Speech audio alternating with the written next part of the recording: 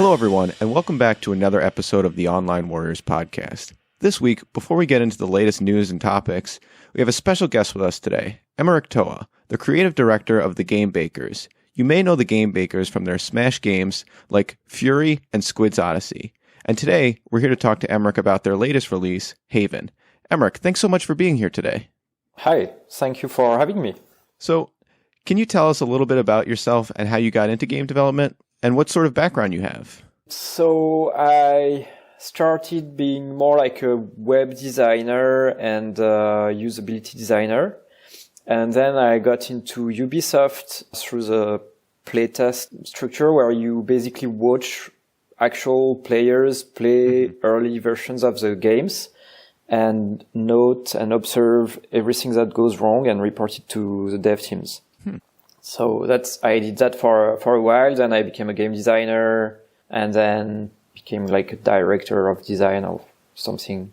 And eventually I made a couple of games with Ubisoft. And after a while I quit because mobile games were starting to be a thing. Mm-hmm. And that meant I could make games with a small company that I would create.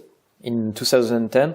Before that, it was almost, it was very difficult for a small team to distribute games by themselves, but then it became possible and I got excited. And then with my partner, Audrey, we left Ubisoft and started the Game Bakers. Wow. So now it's been almost 11 years. That's awesome. And I mean, the Game Bakers has put out some really amazing games. Can you kind of give us some insight as to what it was like starting your own studio like that? And what was your driving vision behind the games that your studio started to make? Well, after making so many, let's say, war games or realistic war games with Ubisoft, we really wanted to go the opposite way because we don't like, it's not really our kind of games by nature. So when we started with Squids, it was colorful, it was cute, and that was a big, something important. After making so many dark and gray and brown shooters, I wanted colors, and I think that stayed in the Game Bakers game. I always go for vibrant colors and more like a fantasy setting rather than realistic. And gameplay-wise, I'm more influenced by Japanese kind of design. So I tried to put really gameplay first in the games we made. And I think the vision that ties all this together is that I don't see our studio to be like an entertainment product company or something like that. Neither a 100% art studio, but more like a craftsmanship. We try to blend a bit of our own guts and soul in the game, but also we care about the experience for someone who is not us. So yeah, we try to make something that's outstanding, but also personal, but also that reaches other people. I mean, I think that's shined through in every single game that you guys have developed, for sure. Yeah, absolutely. So thanks, yeah. With that said, what games inspire you personally? And what's the game that you would say has had the biggest influence on you as a gamer and developer? Like I said, it's mostly Japanese games. I've been influenced by, I'm not so young. I'm almost 40. So I grew up with the Japanese, NES, Sega games and everything. I've been really heavily influenced by Japan, be from video games or manga, anime, or food, architecture, history, language. So it's really important. It's something important in me to design this way. And the games that really influenced me are all Japanese games from Shinji Mikami, for instance, the Resident Evil series, the old one, but also Resident Evil 4, Vanquish and God Hand. You can for sure see that in Fury. In Fury as well was influenced by Metal Gear Solid 3, who had, I think, one of the best boss lineup ever. Oh yeah, for sure. And I discovered Yoko Taro games and the first Nier game while doing Fury, actually. Someone told me, it makes me think of this game. And then I played it, and it was really long into 3 was almost done, but I played this game and I was like, wow. The music, the atmosphere, the gameplay. The game had a lot of flaws, but it's still one of my favorite games ever. And I think, I like 6 out of 10 games, or, the 70% ranked game that are still filled by something from the designer. And Atlus, of course, has a big influence on Haven, Catherine, or Persona games. So all these kind of games have a strong influence on our games, I think. Which probably explains why we love your games so much too, because we love pretty much a lot of those same games. So it makes a lot of sense. Yeah. So your latest release, Haven, stylistically, obviously, you kind of have similarities between all of your games, but in terms of mechanics and subject matter, it's a little bit of a departure from your previous hits like Fury.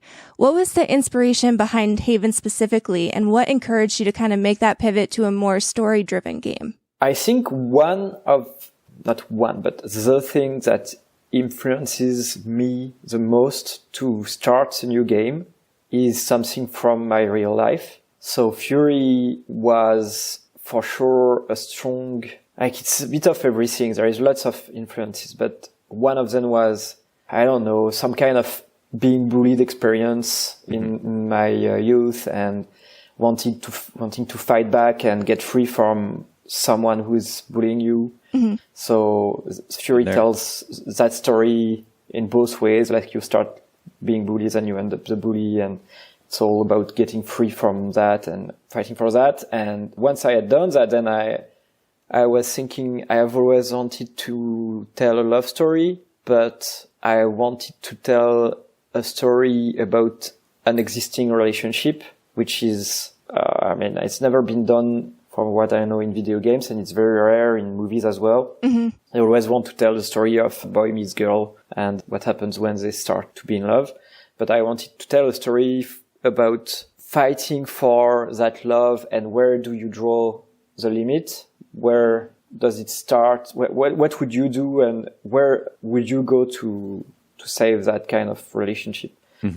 And I wanted to bring that relatable and mature romance in a video game, because I love games where there is a love story, but I've always thought that they were told for younger audiences, and I wanted to, bring a bit of more something relatable for a 20, 30-year-old or more person. I think you definitely succeeded there. I mean, we obviously been together for going on almost a decade, and it was really refreshing to see a story about, like you said, a relationship that isn't just fresh and new, but actually shining a light on the endurance of love, which was great. Yeah, and I wanted to tell also, like in RPGs, I'm always curious what happens in between the dungeons, like when they go back to the inn and go to bed, what do the hero do?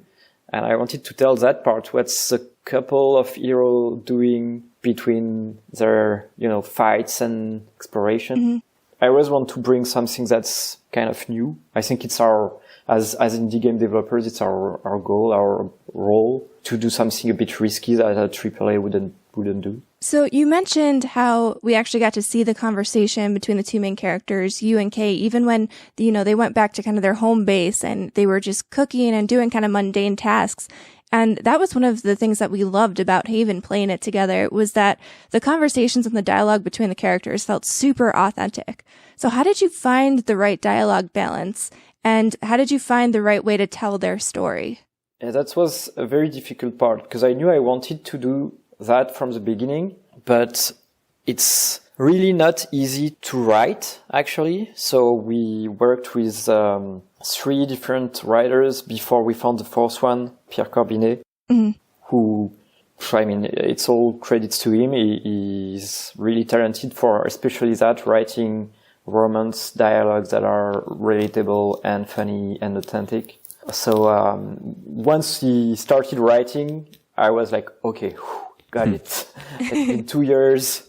Now we know what we're doing. But before that, it was difficult. But there is a part of game design that's there. And for most people, they don't see it as game design or they don't see it as gameplay because it's not a challenge that you need to overcome, but building the structure of the game around the preparation. Before you go explore, you wake up in the morning, you choose what to cook, then there is a little dialogue, you answer the dialogue options, then you take some items, you prepare some eating items, maybe combat items, you go out, you go explore, some story happens, again, they talk when you glide, the whole system of gliding and following threads, and it's built to feel like you're skiing together, so it's both chill and beautiful, and they hold hand when they can, and everything.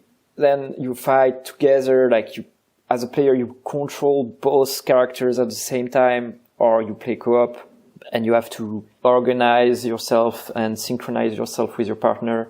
And then you come back, you rest, you heal your wounds, you go to bed, you sleep together, there is a little story again. So all this, it's game design. It's not actual challenge, but it's a whole game structure designed to make you feel like you are part of that couple and that everyday life. So I'm really glad that you mentioned playing together and doing everything together. We actually played Haven together from start to finish in co-op mode, but the game can be played solo as well. How did you balance the control schemes and action to make sure that it felt natural no matter which way that it was played? Well, to be honest, it started as a solo game. The whole thing, I said I wanted to make a game about a couple, so I knew I wanted it to be the player would be both characters, and I wanted both characters on screen at all time. I don't want to do a split screen, something like that. I wanted both characters to be the hero of the game. And then I took a gamepad and closed my eyes and started to press the buttons and think, okay, how will I control these characters? And that's how I decided to split the gamepad in half and say, okay, one part is one character, one part is the other. And when you start pressing the buttons like that, there's something very pleasant, almost sensual to coordinate your thumbs in a bit like in a rhythm game. And you're like charging, shielding. So I started to think about that combat system, then I declined it for the cooking and crafting, and it started like that. And the gliding started after, and once we had it and it was working as a solo player game, we realized it was also a co-op game. We just had to, finish the dev for that, but design-wise, it worked already. Yeah, as a couple, your goal is really to be in sync with each other in the game, and fantastic job in doing that. The really hard part was to make the roaming a co-op thing when you glide and explore because of the camera. So we had to either go for clunky controls or split screen, but then we decided, okay, one is going to lead, the other is going to be behind. And actually, it's a bit, I think it's fine that it's like when you go on a road trip as a couple. I mean, you have one driving while the other is looking around, grabbing stuff. It feels chill. Yeah. And I wanted that for the game. Yeah, that's how we played it, basically. I mean, because even on a road trip, like you said, you always take breaks and kind of hand off who's driving, who's kind of looking around and checking out the environment. So it was really chill from the aspect of like when one of us got tired of driving, you could pass it off to the other and start collecting things. So it was really great. Cool. So the world and story of Haven, especially the concept of social construct in the apiary, is super intriguing. The ending of the game, which I won't go into for spoiler reasons, also seems like it could easily transition into a sequel. Any plans to expand on this world further, either in-game format or through another medium? I am always split between, I always want to make more content, but also feel like as indie devs, we need to bring something new and make a new game. Mm-hmm. So yeah, for Fury, we have a huge backstory. We have options for sequels, but we decided we wouldn't do it. For Haven, it's the same. We have a huge backstory for every character. We have actually synopsis for a lot of updates, but it's a big commitment. If we go there, then we have at least 2 years of work ahead, and we don't want to make anything that's less good. So we know we can improve on the comfort, on some of the aspects that we have had feedback since the release. But can we make you live with a stronger memory? I'm not sure. So it's still in discussion. I can definitely understand the challenge in that. So another thing is that Haven explores a lot of different themes. Obviously relationships and love, but also the concept of freedom and even humanity's impact on the environment. First of all, what inspired you to cover these issues? And an example of this would be massive oil spills. Were they behind the flow burst? And what do you hope is the biggest takeaway gamers get out of playing this game? Okay, lots of questions. So I think the big theme of freedom is really at the core of the game. It's at the core of Fury, which actually means free, but spelled in Japanese. And it's really a game about freedom and fighting for having somewhere to live and your freedom. And here it's a game about being free to love who you want. Haven is really about that. To be honest, it's possibly going to end up being a trilogy with another game with this big theme explored from another angle. I would be excited about that for sure. But the environmental issues, although I really, really care about that, were not that much at the center of the message. They were more like convenient trick to flee the world in islets, to have something to do when you glide. But what the player takes away is, I hope they make them think about the freedoms they currently have, what they would do to keep it, what they would risk. So a big question in the game is, would you rather live all your life with your soulmate, but only your soulmate, or live with other people but never see him or her again? Mm-hmm. And that's always a question I ask myself.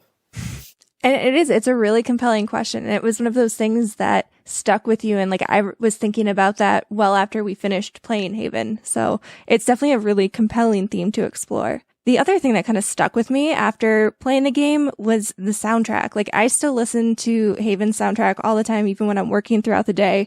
It matches the tone and aesthetic of the game perfectly. You guys nailed that. So what was the creative process like working with Danger to find the perfect soundtrack to fit the world and the story of Haven? It was a lot of work. I already had worked with him on Fury, but here it was the whole OST and not the whole soundtrack and not only 2 tracks. So the way we worked, very early on, he started working with us, and I described him the game. I sent briefs, I sent videos of references, music, and the more we were building the game, the more I sent him videos of the game and tried to give him ideas of the different moods, because this soundtrack is built with much more variety than Fury. Some tracks are almost disco funk, some other are more like dark synthwave. Yeah, for each mood, he would start making small samples of music, and then I would give feedbacks, would go back and forth until we had a track. It took almost 3 years to make this soundtrack, and I think there is 19 tracks in the soundtrack, and I probably have 40 total. So half of them were kept in the drawer. But that was super, super interesting. I'm not a musician at all, but after having worked on the Fury soundtrack and this one, I think I know how to work with a musician. But it's all his talent in the end. I just have to say if I liked it or not. Well, it sounds like an awesome experience. I can only imagine, I feel like I would love to make the soundtrack to my life with a musician who actually is good at music. Yeah. So the game released during that kind of transition into the new console generation. What was it like trying to optimize and develop a game for both the quote-unquote old and the new consoles from a development standpoint? It's always difficult to be near a new launch console. Doesn't happen often, but I did. It's my third new console launch. It's always a challenge because technology is not really there. You get the development kit late. Especially with COVID, it was pretty difficult to get a kit early. But at the same point, it's also exciting, and it's also pretty easy to optimize for the new consoles because they are more powerful. The thing that was a big challenge was the stretch between the Switch version and the PlayStation 5 or Xbox Series version. So basically we had to sync Switch first, and then we could, increase quality on the more recent consoles. So the recent consoles have a better frame rate and a better resolution. It's all 4K and also more grass. You really have more grass in the distance, but also in density. And the grass was really important in the feeling of the game. I think it's almost the snow in a skiing game. It's also pretty complicated because we all work remotely at the Game Bakers. And when you have to work on, 5 different platforms, we all have a PC, but it's also 4 different consoles. 5 actually, Switch, PS4, PS5, Xbox One, Xbox Series. And you can't have all developers to have 5 dev kits, so we had to help each other remotely with that. A bit of organization, yeah. Mm-hmm. So basically you had to optimize it towards, so to speak, the weakest chain, and then it would work everywhere because everything else was more powerful. Yeah, it's pretty much like that, except you still have always unexpected development. Yeah, I don't know, we changed the SDK for the Xbox platform, then we had some features to do for PlayStation 5 with the DualSense, and then, there is always something that requires extra work. So the last question, kind of from a development standpoint, Haven actually released directly onto Xbox's Game Pass service as well, which is how we found and played the game initially. From a developer standpoint, have you found Game Pass to be beneficial thus far? Right now, I think it's great. Game Pass is great at the moment. It's great for the players, obviously, because they have a huge catalog of really good games. Mm-hmm. And it's also great for an indie developer because it's a way for us to reduce the financial risk. Basically, they pay us a fee that's guaranteed in exchange for the game to be free for a period of time on their platform.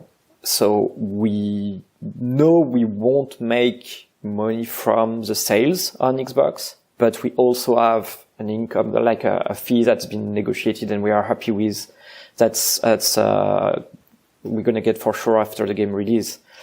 So this is, I think, very good as long as it's one platform out of many others and that we are getting revenue from the other consoles, PC, and so on. Mm-hmm. As soon as it's going to be the leading business model, so if I imagine Sony does the same, Nintendo does the same, I don't know, Netflix or Google or whoever comes into the game. I mean, Google did it already, or even Steam or Epic, or start doing games for free with a subscription model. This means after you make the game, the developer doesn't get any more income. So it's going to be like, it's like publishing. They're not indie anymore. They are published by the platforms. And if the platform has an editorial, they all do, they have a vision of what a good game is, where they put a limit, what's acceptable or not, then yeah, it's not indie anymore. You have to sell ideas to people who say yes or no. At the moment, I am entirely free to do whatever I want. And actually, Haven, we pitched it to 12 of the biggest publishers, and many of them told us we don't want to take the game because it's a weird love story. We'd rather have a new relationship than an existing one. And that pissed me off a lot because I thought, well, you don't get what is an indie developer. An indie developer does what's not expected and try to explore new ideas and surprise people and bring in new audiences. Yeah, so I did it anyway.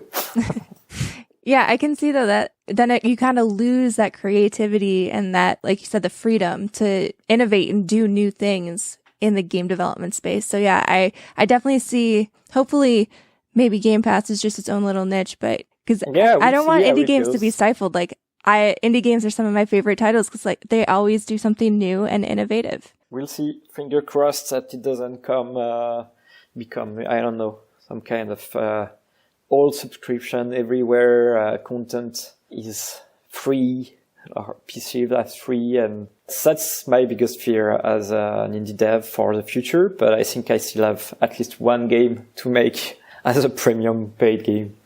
We'll see in 5 years. So this is the final question, and it's something that we've been asking all of the guests on our show. If you were a real-life superhero, what power would you want to have? If it was me right now, I would love to be able to freeze time, because I always feel like I lack time. But if I had to be a superhero or to write a superhero new comic, I think I would love to have the power to be fearless, but really, really without fear. You have gotten rid of all your fears, all your anxiety. You're like new kind of Buddha hero. And, I don't know, my name would be Lionheart or something like that. That would be interesting to think of situation where someone who actually doesn't fear anything is saving the day. Yeah, absolutely. So thank you again, Emeric Thoa, for joining us today and pulling back the curtain on Haven. You can check out the game on PC, PlayStation, Xbox, and Switch consoles everywhere. And now, on to the rest of our episode.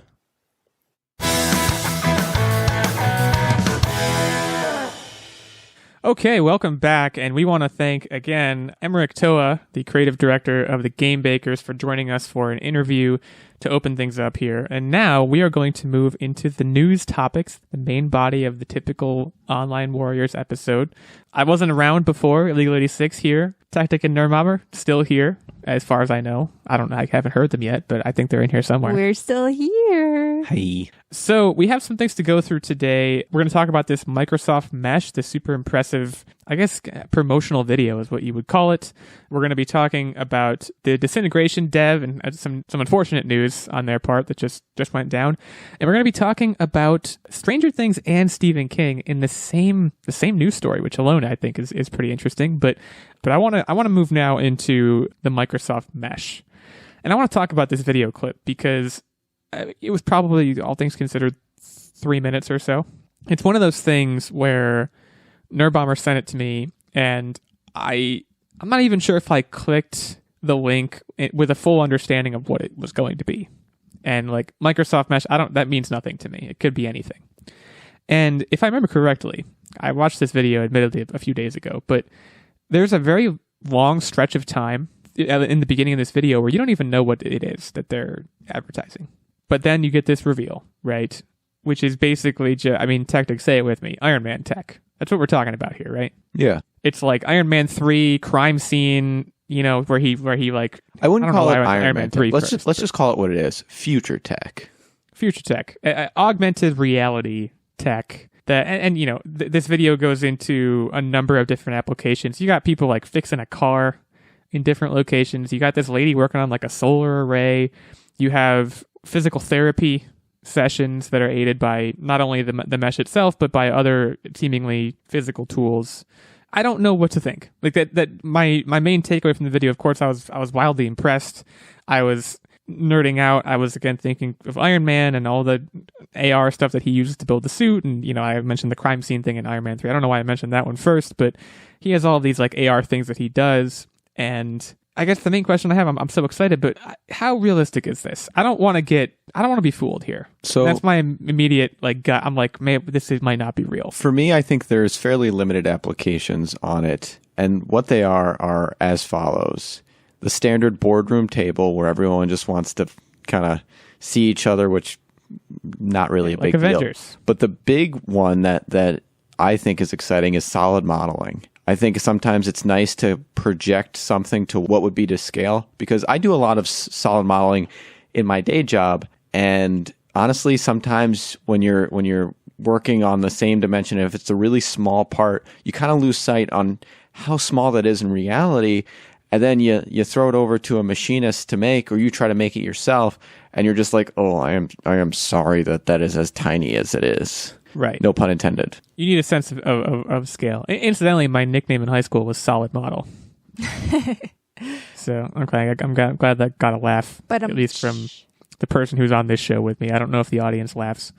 when I tell stupid jokes like that. But I agree. I mean, having done, I don't do it in my quote unquote day job, but having done some, I guess, primarily during my educational time, my college days, I can certainly see what you're saying in terms of solid modeling. You have added benefit in that you get to see things at scale, as well as architectural type thing. But again, to me, that kind of goes back to solid modeling. I think the applications are much. I think you might have had a list that you didn't finish, but like there's countless applications, right? Anything collaborative, I think this is huge. Anything that you need to sit down, if you're going through a presentation, even being able to quote unquote stand in front of a group of people or see that person, and it would make Zoom meetings so much more, well, in some cases bad, because I don't always like to get dressed up and I look kind of ratty when I'm wearing my pajamas for Zoom meetings.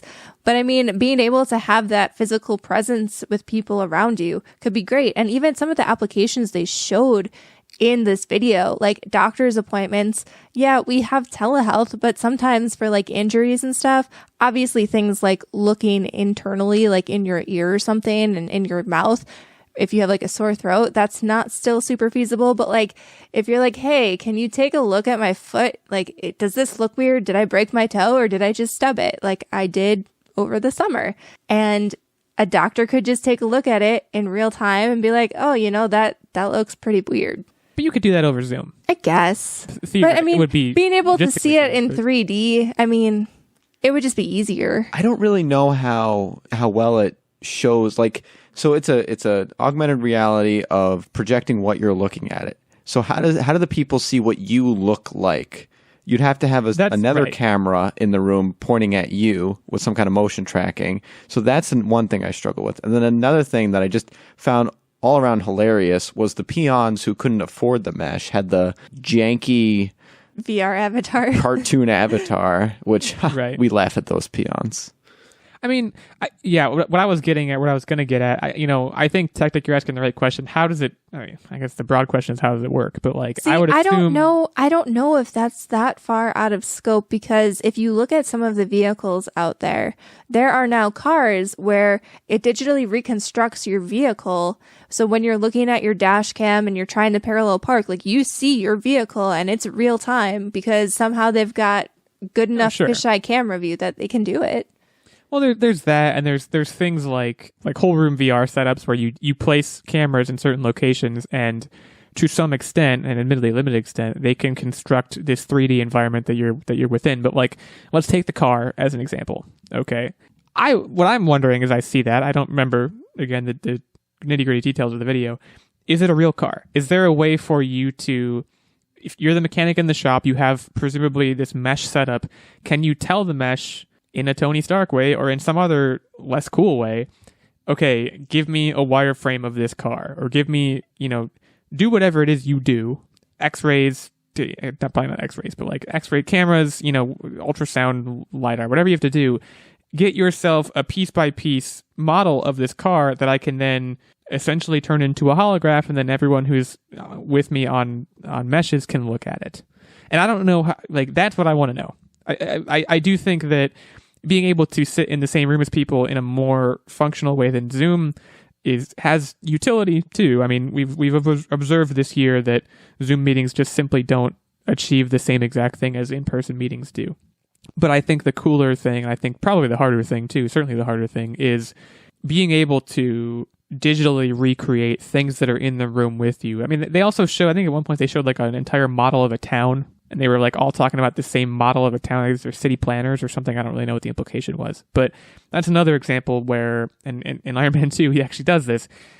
You get this wireframe thing that you can pull off of it, and then you have this manipulatable projection, and that's the goal. That's the end goal. How reasonable that is, how feasible it seemed like they were hinting at that, but I don't know how attainable that is. I don't know if they were really just touting a glorified VR or if they were touting something that can do those things. I don't know. It's exciting either way. I mean, I don't want to rain on anyone's parade. Of course, you have to also think about recreational uses for it too. I wish they'd have done that dirty more. Stuff. No, that's not. I meant like escape rooms or something. Yeah, that's what I was talking about. Imagine escape rooms. Imagine you can have an escape room in your own house where you can put on a mesh and flip the little glasses down like they did a million times in the video, and certain objects are placed around the room that you can walk over to and pick up and manipulate, pick up these projections again. Yu-Gi-Oh would be dope. Yeah, any game, really. Yu-Gi-Oh would game. finally be like Yu-Gi-Oh in the show. If you're listening, Yugi, make it happen. There's a person named Yugi. I was never into Yu-Gi-Oh. Full The main character. But wasn't Kaiba the one who made all the tech? We're way over Illeagle side right now. Also Pegasus, too. Miles over. Oh, I know. They had the little card sleeve things, right? Where the cards would come out. Man, I like always wanted shooters. one of those as a kid. Yeah. Yeah, that's the thing. When you look back on stuff like that, all I remember is the merchandise. And was that the one with Heart of the Cards? They always talked about the Heart of the Cards. Oh, yeah. Yeah. Dark Magician would always come out when everyone, Heart of the Cards. Blue Eyes White Dragon. That's Kaiba, you chill. Anyways, the Microsoft Mesh. I mean, this looks cool. I don't remember. Do we know if the trailer gave it's coming out? I mean, it's going to cost like $1 billion. Right? I don't think it had a date. And I got to be honest, I'm not confident that we'll ever actually see this in consumer applications because that's what I'm talking about. That's what I'm saying. Yeah. I didn't want to get my hopes up. like the HoloLens, we saw the same thing where I remember when they first trotted out the HoloLens, and I'm sure some of that tech was used to develop this, but I remember thinking this is going to be such a game changer, and then it never came out. Or if it did, it was such a limited run that I don't think a lot of people had access to it. Plus, it's fairly easy to make your own AR technology if it's too expensive for you guys to get. I'm going to have a shameless plug. Check it out, guys. Tinker with Techtic. Did you say shameless pug the first time? Shameless pugs. Shameless pug. That's a YouTube idea right there. I feel like that's going to be my new thing moving forward. Like, I'm going to just embody the shameless pug. Have no shame, be a pug. Yep. It's a win-win situation. You remember Google Glass? Remember that? Yeah, exactly. That was another thing. I think they're still out there. Like, there are people who have Google Glasses, but I don't think they're very widespread. I tried a Google Glass on for like 5 seconds. Was it cool? And Did you feel futuristic? Here's the thing. It was. I knew the person I knew who had one. It was like in beta, and like he knew a guy who knew a guy. It was that sort of thing. And I think he was like in the process of like shutting it down or something when he let me. The moral of the story is I tried it on, and all I could see was like a blue screen, and it was like it did the thing that it ran on was Windows. supposed to do. It had like it was projecting the screen in front of you. It was this it operates based on like basically optical illusions, right? And it was doing that. But what was on the screen was not interesting. So I was like, this isn't interesting. And that's whenever I think of Google Glass, let alone the fact that it petered out, I always think, man, what a waste. Because when I tried it on, all I saw was a blue screen. I agree, though, Nerdbomber. I think that commercial application, I think they want us to think that. I do wonder what Microsoft's angle is, giving us this video with no pricing, no release date, no anything, no specifics, just like, hey, we're working on some cool stuff that you probably will never be able to use yourself, but we're making life better for someone. What's the message?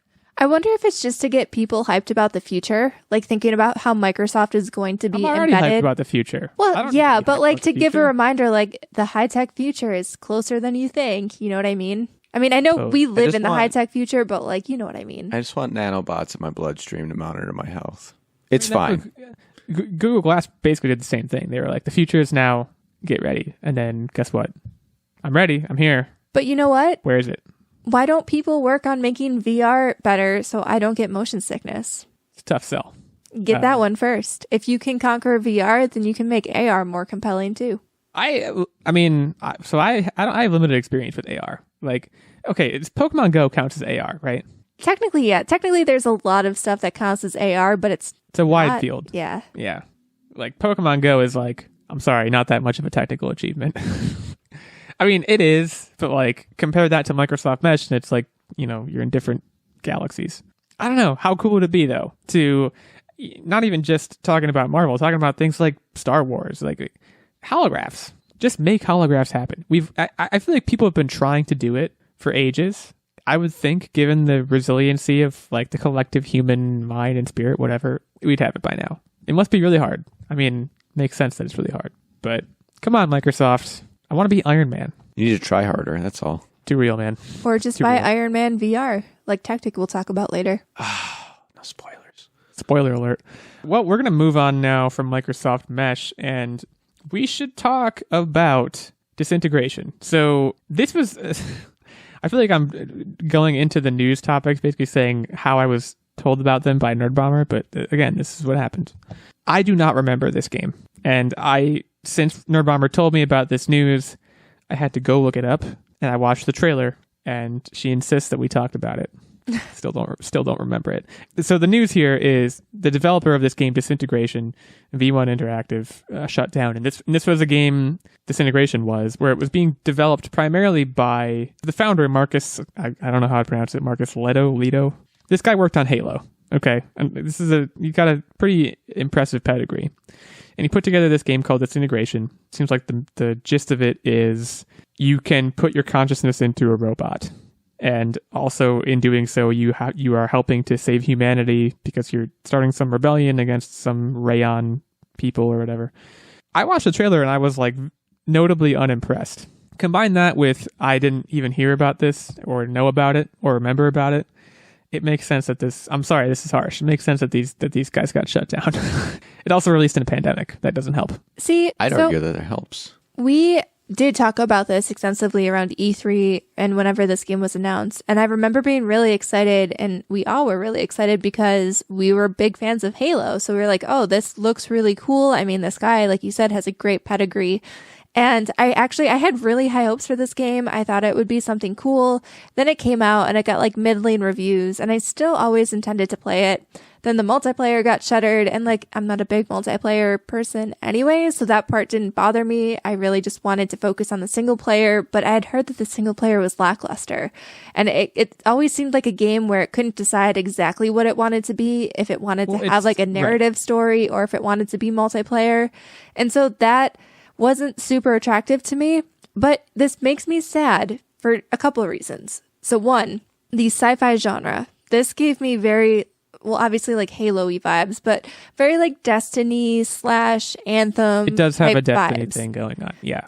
And that kind of stuff, like, I love that genre. I think that genre is super cool. And I know I just said Destiny and Anthem. It's overpopulated. That's what I was about to say. See, I don't think it is. I think it's underpopulated right now. I don't think a game like this, like, it gave me kind of Mass Effect vibes, and that's kind of what I was hoping for, but not. You're just naming other franchises that are better than it.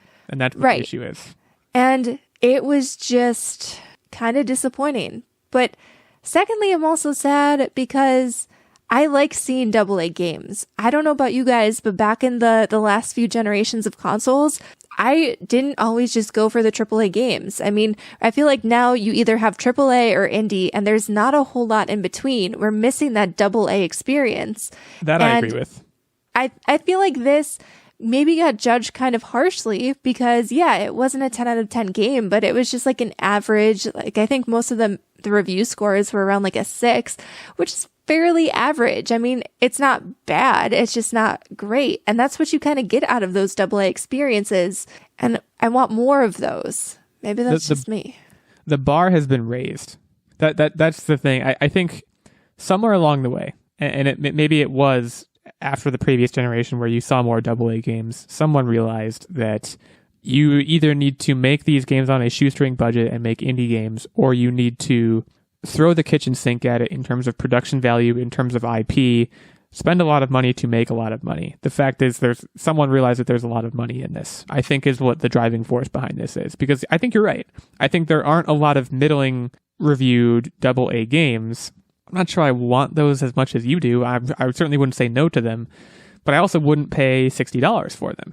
And that's relative to everything else that's coming out, relative to, things we talked about in the past few weeks. Look at what State of Play looked like a couple weeks ago. And granted, that wasn't a whole lot of, AAA big franchise titles, but they were very, very polished games. And Disintegration, you mentioned, couldn't decide what it was. This started as an RTS. And it ultimately turned into a first-person shooter, I suspect, because this guy, not to knock him, probably realized that's what he was good at.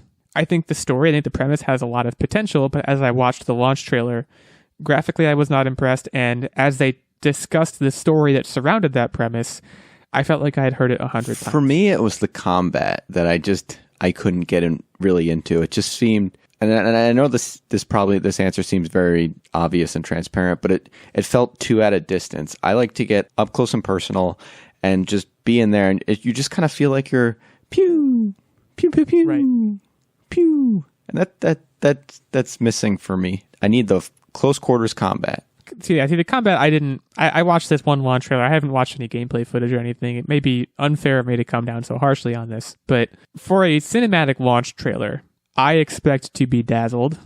And I expect, especially in the sci-fi genre, I mean, Nerdbomber, I have to disagree with you again. I think if anything, it's one of the more crowded genres. And I think it's crowded with a lot of great franchises that you mentioned.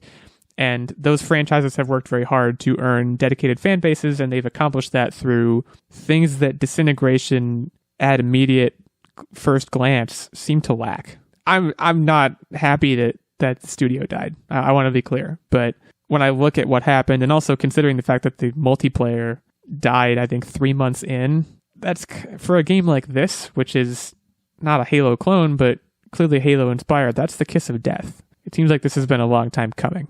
I'm just going to miss. I feel like, and this is something that we discussed in our interview with Emeric before, was I feel like the indie and the AA space is where developers can really try out new things because you're not beholden to this massive corporation and making sure that your game is 100% polished. You can try new things and maybe it won't work, but like you at least tried something new that maybe can be incorporated in a new game.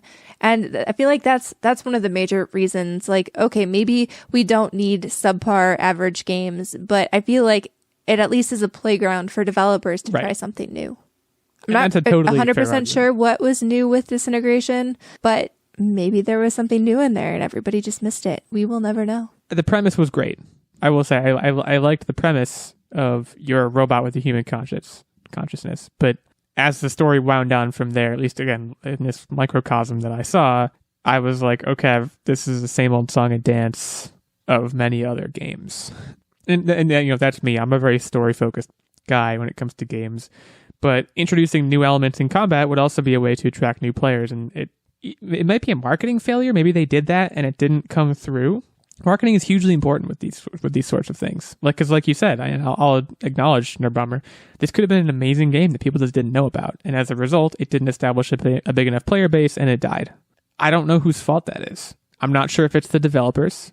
I'm not sure if it's a parent company. It might be no one's fault. It might just be plain old bad luck. But I can totally agree with what you said as far as indie games provide it too, but indie games and AA games provide playgrounds for people to come up with new things. And I'm going to talk in my What Are You Up To, no spoilers, about what I think is an indie game that is different than any game I've ever played before, and it's fantastic. And indie games have a way of flying under the radar too, where I'm not sure if anyone has looked at this game necessarily and said, I'm going to take this mechanic and apply it somewhere else. I wish someone would. But yeah, it's not great news. Developers dying is not anything you want to see, especially during pandemic times. It does seem like the staff had warning based on the article that I'm reading, which I guess is the best thing you can hope for. It wasn't a very sudden thing. And again, online support had been shut down for a while now. But I don't know. It's also kind of not a cautionary tale, but you would think the guy who purportedly played a big role in Halo could do no wrong to an extent. Evidently, he can do wrong. I'm not trumpeting that. But be warned, big game people, I don't know, always do good work. I don't really know what I'm trying to say. But with that in mind, we can move into the break. But before we do, of course, I would be remiss if I did not mention our fantastic Patreon producers, give them their shout-outs. Ben Shackness, Stephen Keller. What's up, guys? Nice talking to you again. It's a pleasure to do so. And we thank you for supporting us at the night level, which is the highest of our 3 levels.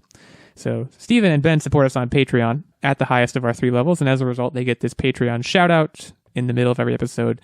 They get input into our weekly game segment, and they, of course, also get access to the monthly secret segments and vlogs. There's also a Squire level, which gets you access to the monthly secret segment and vlog, and then there's also a page level, which gets you access to the monthly secret segment. So for the details on that, head over to patreon.com/onlinewarriorspodcast. Check out the Knight, Squire, and page levels. Join us at the round table. Other such medieval phrases. Thanks again to Stephen and Ben. We'll be right back after a short message from our sponsors. And we will talk about Stephen King and Stranger Things.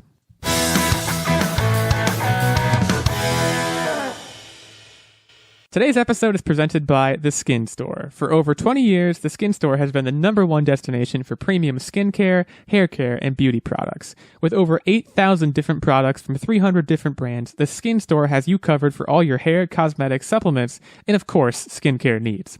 Find your favorite brands like Elta MD, NuFace, Olaplex, and more, all in one place, with gifts with every purchase. Right now, the Skin Store is offering our listeners 20% off your next purchase by using the code POD, that's code POD, for 20% off your next purchase at skinstore.com/pod.list. Skin Store. Have the confidence to tackle the day ahead. Exclusions apply.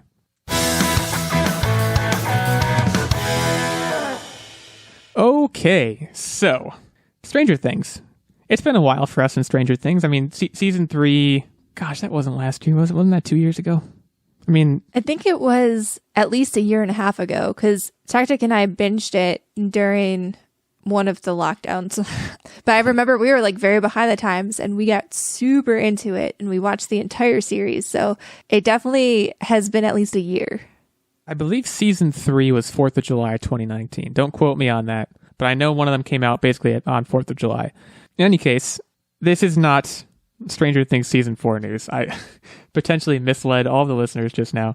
This is about the Duffer Brothers. The Duffer Brothers are the creators of Stranger Things, and they have found their next project. Fittingly so, considering the very clear Stephen King influences on Stranger Things. They will be working on a show based on the Stephen King novel, The Talisman. Now, I have not read... for those that do not know, I own basically every single Stephen King book that has been published. My amazing girlfriend got them for me as a birthday gift last year, 2 years ago. Can't even remember. But I have not read this one. I will read the brief synopsis here. The fantasy novel The Talisman follows a teenage boy named Jack Sawyer searching for the Talisman, an object that can heal his dying mother and save the world. Sawyer journeys across America and, quote-unquote, the territories, a grim parallel world to our own. Now, first of all, that sounds familiar. The Upside Down, anyone? I don't know if that, I don't know if Stranger Things takes inspiration from The Talisman at all, but that sounds fairly similar. But we should talk about this, because Stranger Things is obviously a phenomenon, but it's unclear, I would say it's unclear, if the Duffer Brothers can do it with a known quantity. If anyone can provide good source material, I would say it's Stephen King, although we've observed a range in quality in his adaptations. But I trust it in the hands of the Duffer Brothers, I would say. And also, worth noting, as a footnote, Season 4 is expected to premiere later this year of Stranger Things. I didn't know this, also, it kind of buried in this article. Robert Englund, who I believe is Freddy Krueger, is apparently in Season 4 of Stranger Things. All right. It's news to me. I'm with it. That's exciting. I'm very with it. That's strange, for sure. It's right. That's a Stranger Thing. But I'm excited about this because I think Stephen King adaptations, I mean, I don't know. I think you guys were the ones that told me about Pet Sematary. Was that you guys? Oh, Pet Sematary is creepy AF. The original. The original. Yeah, right. The old one. Because I saw the new one and it was fine.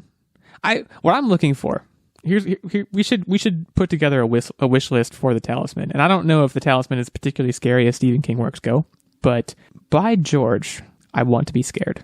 I'm not even that hard to scare, okay? When it comes to like scary movies and scary television, I don't think I'm like the highest apple on the tree. But I saw Dr. Sleep. I saw Pet Sematary. I watched The Outsider on HBO, which I actually liked, but that's, again, it's not scary. I wasn't scared by any of these things. I don't know I think the scariest Stephen King movie I have seen is Misery, which ironically is like the least supernatural. I don't know if that should be considered ironic, but I want to be scared. What can be done? See, the thing about Pet Sematary, and again, the first one, the original, is it's not scary. It's troubling. And that, in my opinion, is something unsettling, that... Unsettling is a better way to put it. And that, in my opinion, is something that old-fashioned scary movies really hit the nail on, that the new ones just can't come close to. It just... You can tell that it's all just... boo! Scares. It doesn't really, you jump and then you move on. It doesn't sit with you and really fester. So is it suspense? Because I agree with you for what it's worth. I think for my money, one of the scariest movies still to me is the original Halloween, which came out like in the 70s or something. I don't even know. But if you haven't seen Halloween, I mean, there's nothing too spoiler about Halloween. It's very slow building. it is like very like painfully to the point that I think it makes you a little uncomfortable. I mean, and it's a little different than I think what you're referring to in terms of like cinema of the unsettling, but that's a great point. You know, is that what's missing? Because jump scares don't really do it for me. At most, they make me jump for 1 second, and then I'm like, okay, it's over. I can now fully relax. So the buildup is important too. I feel like making it seem realistic and like it could actually happen in real life is the thing that gets me. Like, I don't like scary things, period. I think at this point, I've well established that fact. I hate horror, everything. But some of the things that really get me the most are like almost like true crime stuff. So watching like about serial killers, that freaks me out. And I'm not like, I don't need to hear or see anything gory. I just need to like hear the story of how real people stalk and slash and do bad things to other people. And that has me like locking my doors, turning all of my lights on, arming my security system, and sleeping with a baseball bat, basically. Right. And that's, I will like, that is kind of the core premise of Halloween. It's at least in its premise, it's a thing that could actually happen. I'll admit, it pretty quickly jumps that shark. You know, they made like 20 movies because he can't die, basically. He gets shot. He gets like blown up by dynamite. So many things happen to Michael Myers and he survives. But Misery, and that's I mentioned Misery being the scariest movie of Stephen King's that I've seen because of that kind of real life. It's a thing that could happen in real life, right? And that's certainly scary. But the scariest Stephen King book I have read is probably still The Shining. And I think it's very interesting. That's a totally different story. It's, I guess, a thing that could happen in real life, but it has supernatural elements that come into play pretty directly. So I think it's interesting. And for that matter, I watched The Shining, the movie, and I was very unenthralled. It's actually one of my least favorite Stephen King movies, which I know is flying in the face of conventional wisdom. But it's interesting, you know, I hope the Duffer Brothers know what they're undertaking. And I think they probably do. But like Stranger Things, it's not scary. And Nerdbomber, you might take issue with that opinion. It's not scary at all. It's not scary. It's fun. It's pulpy, campy, 80s, good times, man. Watch with the whole family. Kids might have to close their eyes 1 or 2 times, but it's good, clean fun for the most part. Initially, I think Stranger Things too, I think it has this, people think it's scary. And I think that's because the first season, and in particular the first episode, treated itself as this scary thing, as this like kind of horror genre piece. It very quickly departed from that, in my opinion, but the Duffer Brothers have a reputation for that, I guess, is whether they earned it or not, they have it. See, and they need to be very, very careful about how they translate what may be a very scary book. And I also don't know how scary they're going to make it. Are they going to go the Stranger Things way and say, we're going to make this thing toothless? I think there's a happy balance because you got to get people to really fall for the characters, and that you do that with the playful approach, and then you make them grieve and really feel twisted and concerned when things start to happen to those characters. Right. I agree. Stranger Things is, above all else, probably a character-driven show. And it can be at least tense when you care about the characters. The only way it's ever going to be tense or suspenseful or, to some extent, scary is if you care about the characters. Nerdbomber, I think you were going to say something. Yeah. Right. So The Talisman, I haven't read it. I'm not a big Stephen King buff, but I did read a synopsis of the book, and it is set in like a fantasy world, and there's like werewolves and all that kind of stuff. So I feel like you don't almost want to make it that scary. Like you want to make it dark and brooding. And I don't know if you've ever read or done anything with the Fables comics or The Wolf Among Us, but I feel like if they could pull off that, it sounds a lot like the Fables comics where, yeah, you have to, like, it's dark, it's gritty, it's very like a noir type feel, but now you've got all of these fantastical characters, so I feel like it can't take itself too seriously because you have like werewolves and fantasy monsters. Right. So I feel like the Duffer Brothers are a decent fit here because we've seen they can make things seem really creepy and eerie, but also keep it lighthearted. And I think, and as someone who's never read The Talisman, I could be totally off base, but just from that synopsis, that's kind of what I want to see because unlike you guys, you weirdos, I don't like being scared. And I think that would just be more entertaining for me. And like with this series, can you really draw out jump scares over and over and over again? Right. And that's a good point too. And, you know, it is worth bringing up. I haven't read The Talisman either. You know, I think the plot summary I read on IGN is more, it's framing it as like a fantasy adventure. Sounds like you're saying it's a noir thing. Stephen King, I think in the same way that to some extent that the Duffer Brothers have earned a reputation for horror. I think Stephen King, I mean, primarily he's known for horror, and that's well deserved. He is not hemmed into that genre at all. I would say his genre could be more aptly described as supernatural in any context, and it's often not scary. I mean, he has some of his better books recently are actually a set of 3 detective novels where this detective is tracking someone who ultimately turns out to have supernatural abilities, but it's not scary. You could maybe say the same thing about The Outsider, but he also has written historical fiction. You know, he's written The Dark Tower, whatever you want to call that. I don't think The Dark Tower is particularly scary. I mean, what, The Dome? I think The Dome could be scary. I've never read The Dome. Under the Dome. I've never read it. The point being, it might be a good fit in the sense that these are creators being paired up who are known for horror, but that's not always what they're focused on or what they need to focus on. Whether deserved or not, it's what they are known for. It's unclear how closely Stephen King's going to be working with the Duffer Brothers, but I would think he cares.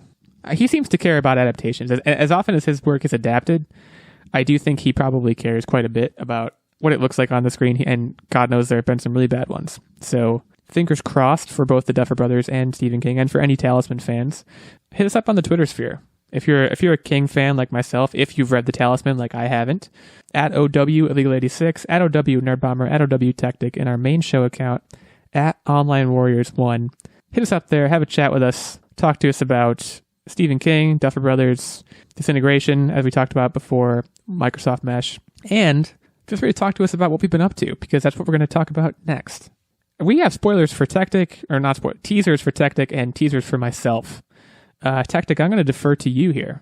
Okay, so I had a really big week. 2 big things that I'm very, very excited about. First and foremost, I have finally played Iron Man VR, and I was absolutely blown away by it. One of the longest I was able to play a VR game without getting any sort of motion sickness. I think I logged about 4 hours into it, no problem. And I'm going to be honest, didn't play a lot of story, just kind of like did my own thing, flew around. I like in VR, I try to like follow the story and be serious, but I can't not fool around and like pretend like I'm like tussling people's hair and things like that. So I just have fun with it, and the flying around mechanism, which I was a little nervous about, is sort of pretty intuitive. Yeah. My one complaint is, and I guess this would be the same if I were flying, is turning around quickly is very, very difficult, but they have quick turn buttons that you can pan, which is sort of disorienting to figure out your 0 point, your initial position rather. But all in all, it was done very, very well, and honestly, probably one of the best VR games that I've played thus far. They did a fantastic job with it, and I've played some pretty good VR games thus far. So very happy with that. Always concerned that I'm going to break my living room, but all in all, very, very happy. So you have not beaten the story, it sounds like. No. I did play the demo for this. Did you do like the flight training, like where you go through the rings? I can't get a good time. I have no idea how they get good times in those. It is it's funny because I totally agree with you. The mechanics for flying are fairly intuitive. They're fairly well done. Guys, it's still really hard. Like I think a lot of people like myself, like they think they're going to get behind these controls and they're going to. It's like, oh, I've thought about being Iron Man a million times. It's going to be very natural. There's ways to shave shave off 5 seconds here and there if you hit certain targets and things like that. But like I'll beat it in like 4 minutes, and it'll be like trial time that you should have got was 30 seconds. Right. The other thing that I specifically remember, and I'm going to want continued feedback from you on this as you go through the game. I remember the demo mission they give you where you're trying to, I don't know, you're shooting like drones or something. Mm-hmm. You just have repulsors. That's all you have. And I assume you get other things as the game progresses. I don't know. Oh, yeah, they did that really well. You have wrist-mounted rockets. You have your repulsor blasters. So, like, the way you shoot the repulsor is you flick your wrist, you hold your palm up. The way you shoot your wrist rockets is you bend your palm down. Like, all of that was done really, really well. The way you shoot your chest cannon is you stick out your chest. Like, the hand motions relative is that wrong? I think it's actually double triggers.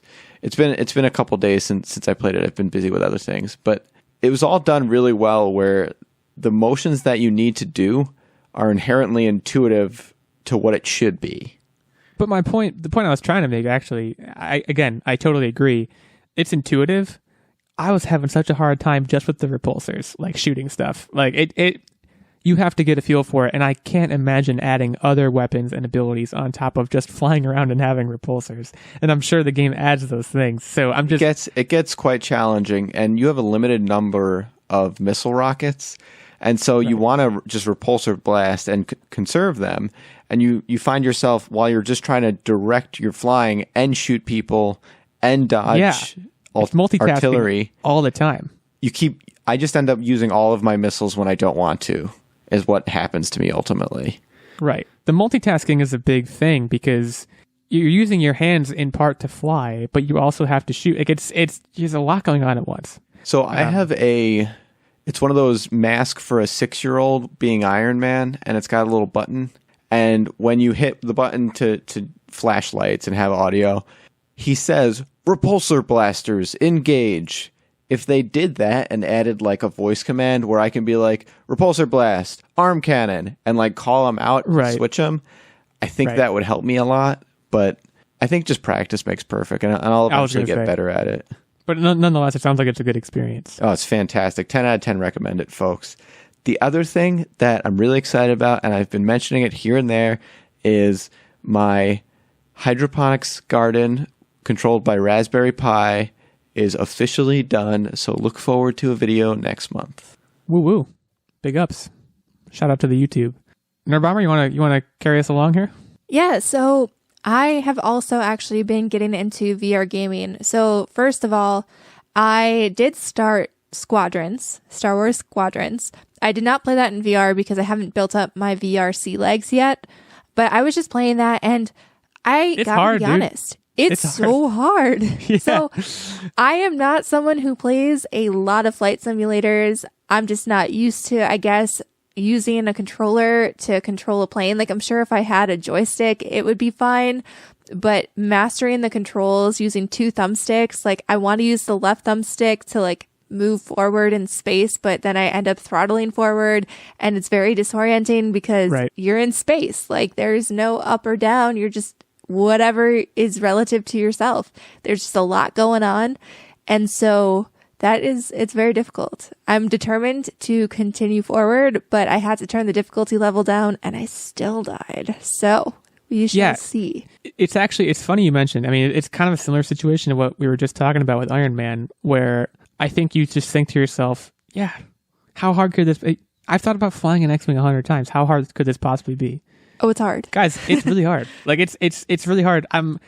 Guys, are we just not good at flying? Well, it's one of those, I wasn't going to say flying. It's one of those games where I was like, I played it a certain amount, and I'm like, oh my God, am I not good at video games anymore? You ever have those moments? Because they're terrifying. It's like, if I aged out of video games, like, do I not have the fine motor skills and like cognitive abilities for it anymore? Should I like just go get some hard candy and read a book or something?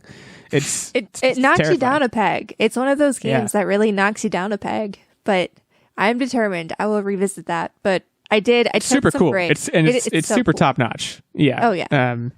Again, same thing as Iron Man. It's like, it's really good. It's just, man, the learning curve it's a thing. Yeah. People who are into flight sims, man, they are not messing around. I don't know if you all just have like the actual gear where you have the flight gear to hook up to your consoles and whatnot, but like, man, I did see there are some like 3D printed templates out there, and Techtic now has a 3D printer. So once he sets it up, I want to see if he can print me one of those things that kind of turns your DualShock into a basically flight stick setup, because you clasp it onto the controller and it turns it into a big joystick. So maybe he can do that, and I'll be better at the game. Yeah, don't hold your breath. I'll probably still suck. Have you played online at all? Because I can't even imagine. Oh no. The people online must be ridiculously good. I can't even beat some of the AIs, the easiest story mode. So I am not venturing into the online world of Squadrons. Did you do the last thing I did playing that game was I played the story for a while, and then I was like, I just want to, just like Tactic was saying, I want to just dig around. there's this mode you can do where you're just kind of like are flying around. Oh, the training mode. Yeah. And I was like, I spent like 20 minutes, I think. There's like this piece of space junk with a hole in it that you could fly through. And I was like, I'm going to fly through that hole. No, guys, it's hard to even fly through a hole sometimes. Like if you're going, That's like what he said. I'd be so excited. I'd be like blasting in there super fast, and I'd be like, "Oh, gee, I got the angle." And then once he realizes you have the angle wrong, it's too late. I mean, we're describing flying at this point. Like it's not splitting the atom or anything. It's just, yeah, Squadrons is hard. I totally agree. Anyways, continue. Yeah, I agree with what you're saying. So because the VR headset's been dug out, because, it's one of those things where if it's in the cabinet, it just seems like such a big effort to take it out and play it. But when it's already out, you're like, oh, let's have fun. So Techtic dug it out, and then I installed two rhythm-based games that I've been having a really good time with.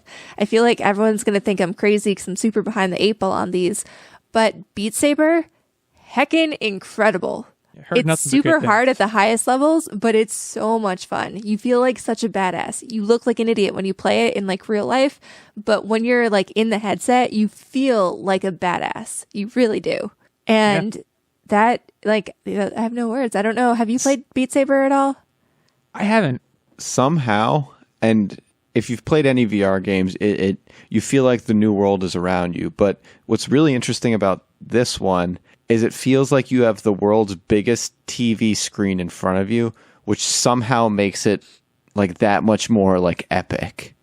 And I can't quite put my finger on it, but it's super immersive, and 10 out of 10 recommend. I've realized I have no rhythm, but Nerdbomber does. So I feel the rhythm in my soul. You said there was another one. I have a theory. What is it?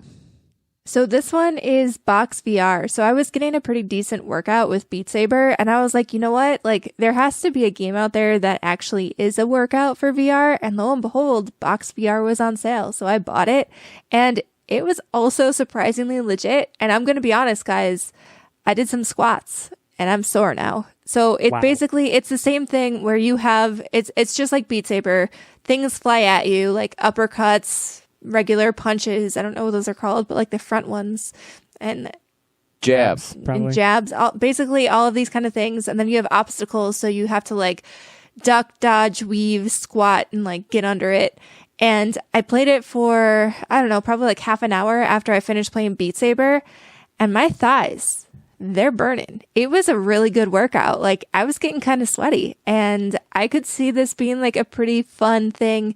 Did you not play Parappa the Rappa back in the day? No, I didn't. Punch, kick, jab, jab.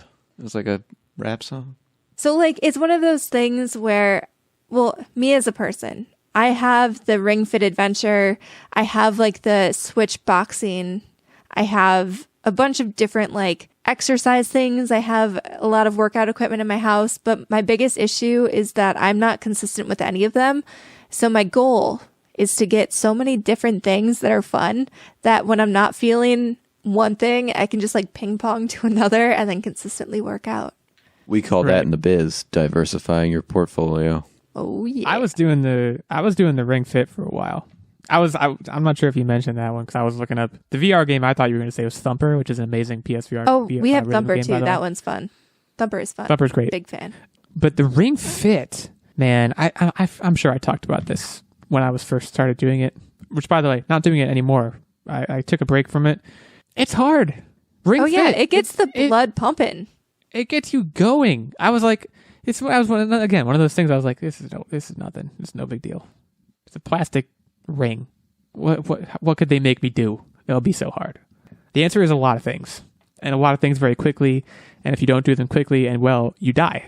Not in the game, not in real life. But sometimes both. Like, honestly, you feel you're gonna pass out, which I've been there. When I made the mistake the one day of trying Ring Fit Adventure to work out for like an hour in the morning when I woke up before work, and I didn't eat breakfast. That was mistake number one. And the only thing I had was coffee. So like already mistake number two if you're keeping track. Pretty much. And worked out for a good hour. And I sat down at my computer to work because this is all like working from home. This was a few months ago. And all of a sudden I'm just like, oh shit, I'm going to pass out. And I had to, luckily in our office recording studio, we have like a futon thing. And I just like had to lay down for a second. Yeah. And I was like, Techtic, give me some Gatorade. I feel terrible. The Ring Fit, and they give you these like not condescending, but like vaguely condescending, like, you've been doing this for 20 minutes. Are you sure you can keep going? And I'm like, yes, I can keep going. Damn it. And then you regret it. I'm a healthy human. Yeah. And then like 10 minutes later, I'm like a doughy, sad mess of just sweat and death. And then they check they're like, here, put your thumb on this IR sensor. We'll check your heartbeat. And they're like, it takes a few minutes to try and read it. And they're like, we can't even read it. Are you okay? Like that's... Which I have to say, that is really cool technology. Oh, it's when awesome. When you get it, like it matches my Garmin. So like it's pretty accurate too. The whole thing is, again, top notch. Just very hard. So yeah, you should definitely try BoxVR. It's also very hard. Like I said, my thighs, they're burning. I have to tell a story. I'll save it for a secret segment or I don't know, vlog or something. Last time I ran... I've ran once since then. This was like 3 weeks ago. I threw up all over the street. So, gonna keep away from the intense workouts for a while. On my end of update land, I don't know, are you, Nerdbomber, anything to add? Oh no, that was it. I started Squadrons. I started Fallen Order. Sometimes things happen in the gaming world. All right, Nerdbomber knows this. I know she has a backlog 100 years long. Sometimes a great opportunity pops up. A game you've wanted for years goes on sale for 75% off, and you have to do it, and you have to try it right then, and you get sucked the heck in. Guys, The Witness. Remember The Witness? This came out in 2016, and it was like, based on my memory, kind of a phenomenon. And this is a puzzle game. I think the guy who made it is like fairly famous for making puzzle games. You're just walking around an island. It's $10 right now, by the way. I should check to make sure it's still $10 at the time of this recording or this is released, but it's usually $40. So again, 75% off. This game is amazing, guys. This game is a game changer. I like puzzles, but this game reminds me almost identically of a game I bought on Steam of the Talos Principle. Oh, okay. It might be made by the same guy. I honestly don't know. Again, this guy has made other games that I think are vaguely puzzly. I think it's also the game I've heard come up a lot is Myst in reference to the Witness, but I've never played that one either. Guys, it's just you walk around an island and it's your first person perspective. There's no one else on the island. You're walking around. There's all these little boards that you walk up to, and you have to trace a line from a dot to a little like nipple looking thing. Yeah, this is exactly like on the other end of the board. It says games like Witness, Firewatch, The Talos Principle, Braid, Myst. Like Braid is Braid. The guy who made The Witness made Braid. It's not at all like Firewatch because Firewatch was great. Firewatch was and is great, but the puzzle, guys, this game makes me feel really stupid, and I don't think I'm stupid. These are for real puzzles. I will so many things I want you to come over my house and try. I will fully acknowledge I've looked up a couple of solutions. I'm not proud of it, but I hit my wit's end with some of these puzzles. And it's like, when you look at one single puzzle, it's like a very finite number of paths and a very finite number of things you need to do when you move from this dot to this little nipple looking thing.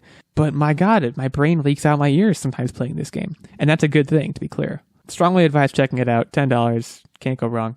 So that's one thing I've been doing. I want to make one brief mention otherwise, which is I've picked up a new hobby. A couple new hobbies, actually. I've started making crossword puzzles, which is fun and intellectually stimulating. And I also, the other day, bought a typewriter that I think I'm going to like. It's an older Smith Corona typewriter for all the typewriter nerds out there. I might try and like restore it to its former glory. That could be a fun little project for me as the pandemic kind of... Are we talking like you're going to be machining parts type restore? No. Taking it apart, cleaning it, making sure all the pieces work, ordering new pieces if any of the pieces are broken, not machining anything. I am not nearly smart enough for that, but it's cool. Moving and shaking over here. So that brings me to the end of my update and the end of all of our updates. And so it is quiz time, and I believe Nerdbomber is the quiz lady today. I am. I tried to think of a better term than quiz lady, but quiz master? Queester. Ooh, no, that sounds... Conquistador. Oh, okay. I could see that. I actually kind of like Quiz Lady, but anyways, continue. We actually, so our patrons get to decide our quiz topics, and we had a 3-way tie. So I had to take executive power to break that 3-way tie. And this weekend is the infamous Pi Day. So, in celebration and in honor, we have some pie-related trivia. And now, unfortunately, I thought about mixing in some like actual edible pie, but I'm a nerd. I want pure number pie on here. So, this one is going to be, as you guessed, Price is Right style. We will let Techtic go second because he's still got the losing record out of all of us. So we'll start with you, Illeagle, and then we'll go round robin from there. I accept. Okay. In what year was the symbol of pi introduced? I always forget how the bust rules work with this. If I go too early, I bust, or too late? Too late.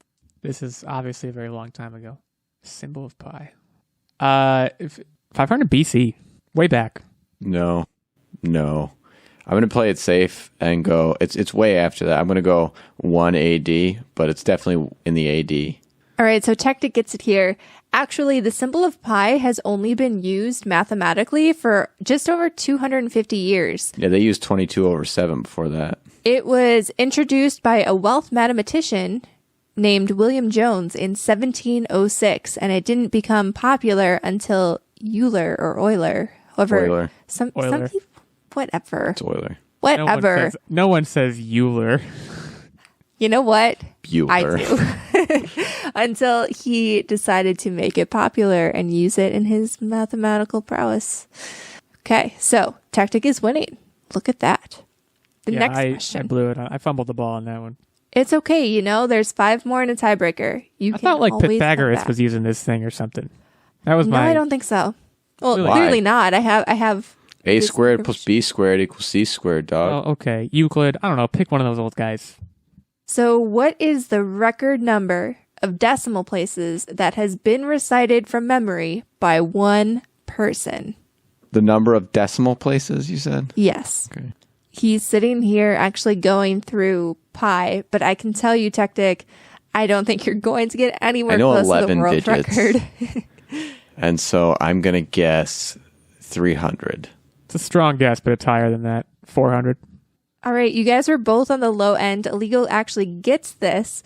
So the record was actually achieved by a student at VIT University in India.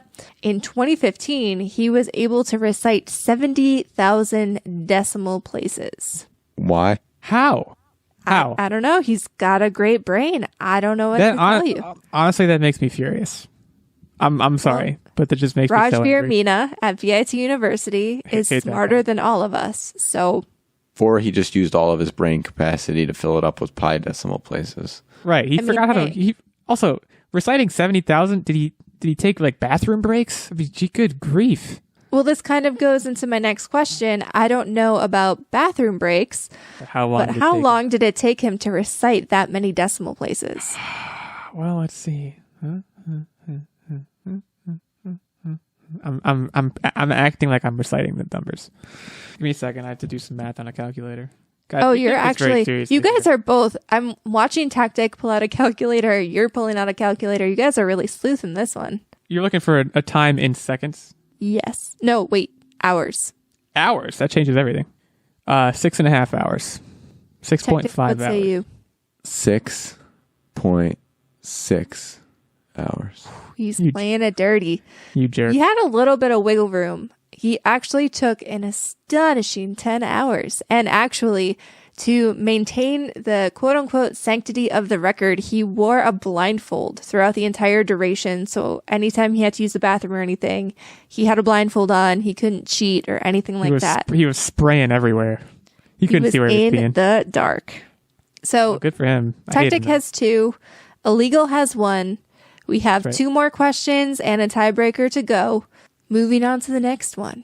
William Shanks, a British mathematician, worked manually to find the digits of pi. He spent a ton of years trying to calculate it by hand. How many was he able to find? though. Who's first? I don't think it's me. I'm going to go 75,000. 75,000 digits. This is calculating the digits, not reciting, calculating them. I'm going to go ahead and say prior to 75,001. Okay, wow. You guys really think that math was easy, apparently, in the 1800s. This was what they did back then. Hey, what are you doing Friday? You want to calculate some digits of pi? So you both busted. He actually only was able to calculate the first 707 digits of what a pi. slacker. Yeah, this guy's... It's like the opposite of Raj, whatever his name is. I mean, I'm not going to say that he wasn't, because the next question is that, unfortunately, one of the digits he found was wrong, which made all of the following digits wrong, too. What digit did he get wrong? How many did you say he calculated? He calculated the first 707 digits. So are you asking for, you want me to say, the 9th digit or the 27th digit? Yeah. You're not asking me for an actual number? Okay. No. You think I'm going to have you sit here and calculate 707 digits? Yeah. He got more than halfway. The 512th digit he got wrong. Oh, you give him way too much credit. I think he got the 18th one wrong. Illeagle, you were scary close. He got the 527th digit incorrect. So you were very, very almost spot on. I thought you were going to get it exactly right. Yeah, I believe in my guy, William Shanks. So it's 2-2, right? We need a tiebreaker. Yep, and I do have a great tiebreaker. And this one, I'm going to put a time limit on this. You have to answer quickly. You can't use calculators. You can't do any of that. It's a hard limit. Quickly. Yeah. I mean, Wait, so no calculators? No thinking. Just kind of right off the bat. who answers first? No calculators. Let's just do same timer. I'm not gonna Actually, same play time. that kind of game. What do the first 144 digits of pi add up to? 1,200,080. I'm not going to yell over him because you need to hear it. Okay. I'm going to go a cool 2 million. Wow, you guys suck. They add up to 666. What? No, but okay. The first what digits? 144. Oh yeah, we're stupid. But I got you, Techtic. I head fake. I wasn't even listening. I was just hearing your numbers. Well, you got to find another when tiebreaker. she said just yell and answer, I was just like, Okay, you guys put me in a little bit of a pickle, but I did find one, and now this one is going to be food related. In what year was the first recorded apple pie recipe written down? 1577. 200. No. Yeah, it counts backwards, right? So 200 BC. All right, so technically Techtic gets this one. It dates back to 1381, and it was actually written in England, which is interesting because apple pie is one of those things touted as super American, but the oldest recipe is from England. Wait, what did you guess? 15 something. Oh, you were way closer. You're damn right I was. All right. Techtic is mounting a little bit of a quiz comeback here. No more perfect games for me. I didn't win last week either, so no perfect games for me. Let's go through the records. Nerdbomber, you're 3-1. I'm 3-1. Look at that. Techtic, you're 2-3. Not ideal, but you're climbing that ladder, climbing back into it. Also, I didn't count the week I wasn't here, so Techtic might be 3-3. I don't really know how it works. Also, you're 3-2. Yeah, Techtic won. He got that. I know, but I had a loss. But you're right, 3-2. Yeah, my fault. So Nerdbomber is the new quiz queen. That's what I should have called it before. Quiz queen. There you have it, folks. Thanks again to our Patreon subscribers for submitting that topic, and then Nerdbomber had to pick because you guys all tied. But nonetheless, thanks for the input on that. Thanks to everyone who joined us and listened for a while. If you are so inclined, head over to Twitter, chat with us there, leave us a review on Apple Podcasts, and tell your friends, tell your family, tell your pets, and tune in next week. We'll be here.